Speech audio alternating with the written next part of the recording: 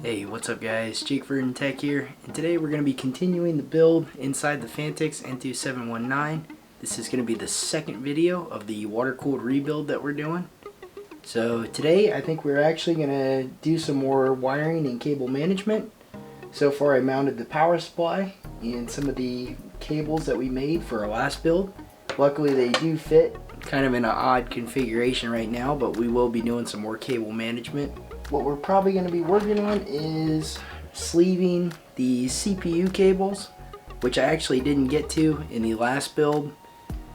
Just through all the troubleshooting I didn't think it was, kind of just wanted it up and running, so I plugged in the stock cables. So I think we're going to go ahead and re-sleeve the stock cables, or just go ahead and make new cables that are sleeved. So my process for making these cables today are going to be slightly different from the cables that we already have in the case. These are PET sleeved cables, so it's like a plastic sleeving, which is very popular amongst cable sleeving. So it's a slightly different process that I use to sleeve these compared to what we're going to be doing today, which is using regular 550 paracord. And the reason for that being is I just don't really have all the materials today to do the PET sleeved cables. The big ingredient for that, in my opinion, is the right heat shrink. Even though that we don't leave the heat shrink on there, it really helps the PET bind to the tip of the wire, as I'm sure you guys have probably seen in other tutorials, and I'll kind of talk about more in this video. So that's why we're going with the 550 cord today. So I think what we're going to end up doing in this video is I'm going to re-sleeve one of the stock cables, so I can show you guys the process on how to do that if you want to do your own cables at home. And I'll go ahead and show you guys too how to make one of these cables from scratch, which is very similar process, except we're just cutting the wire and then crimping ends on them as well. So with all that being said, let's go ahead and get started.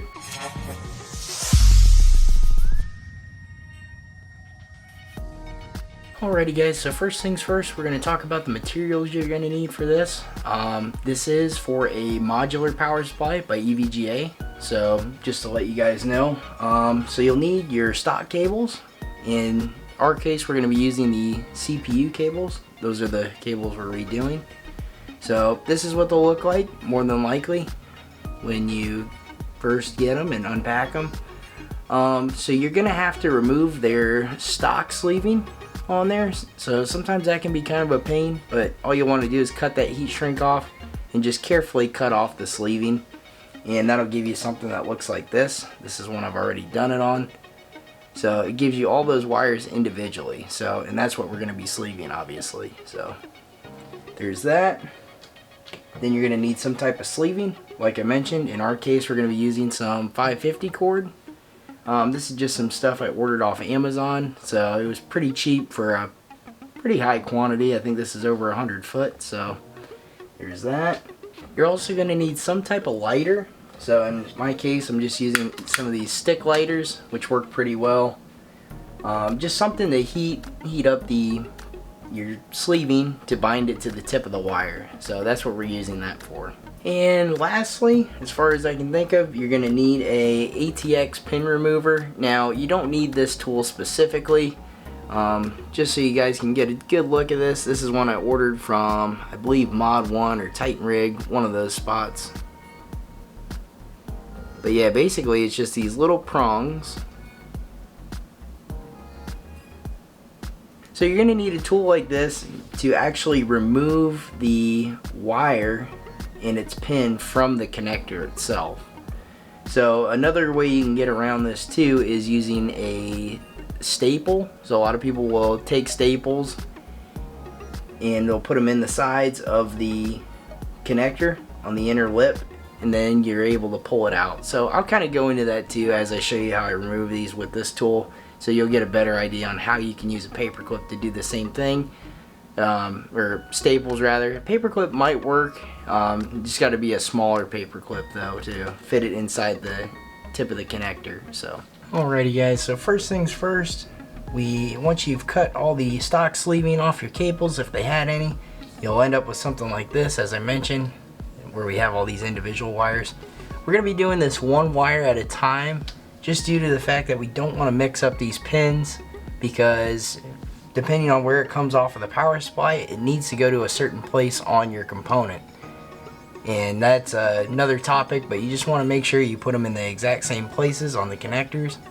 So that's why we're just going to do it one at a time. So we're going to remove one end from the power supply end, which is going to be this 8-pin.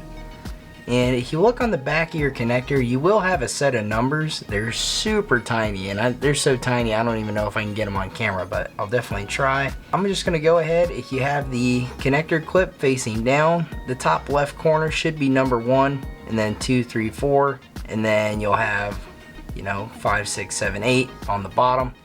So I'm just going to remove this number 1.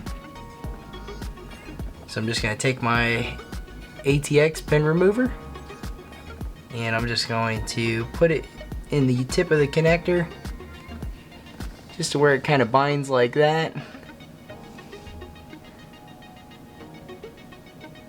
Yeah, you can kind of see you want it on the outside of the silver terminal inside there, but on the inside of the walls of the connector.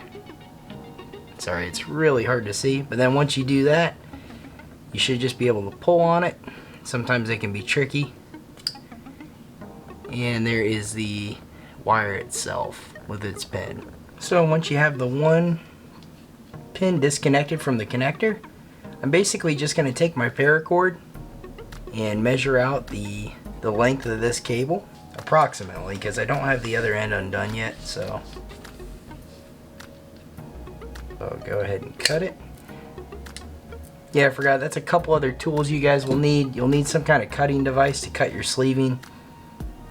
And also, you'll want a cup of water of some sort to wet your fingers before you pinch the sleeving onto the cable, because it does get pretty hot once you heat it up. And I would just say lick your fingers, but being in this time period, that's really not the cool thing to do. So a lot of paracord that you buy does have a core, which removes very easily. So we can just go ahead and pull that out. And then we have our hollow piece of paracord. Then you're just going to take the end, and then you're just going to run the sleeve over it. So pretty easy. Sometimes it can be a little tricky. That's the one reason why people choose the PET sleeving over paracord, is sometimes it can be a little bit easier to slide the sleeving over the wire. But honestly, paracord's not too bad. Alrighty guys, so now we have that slid on, and we don't have it bound to any tip of each end of the wire yet, so that'll be the next thing we'll do.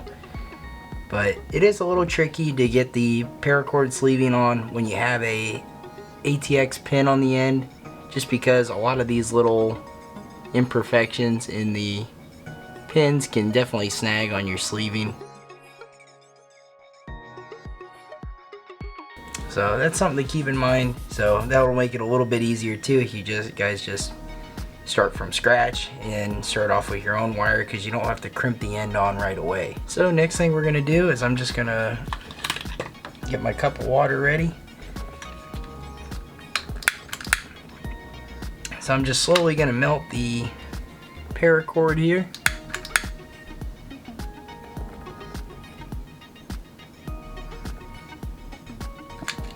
When you get it nice and hot, you can kind of pinch it to the tip of the wire. So you should end up with something that looks like this. You want to leave a little bit of room for these wings on your pin, so that's about where you want it right there. So that's pretty much it. I'm going to reconnect it to the connector that we removed it from.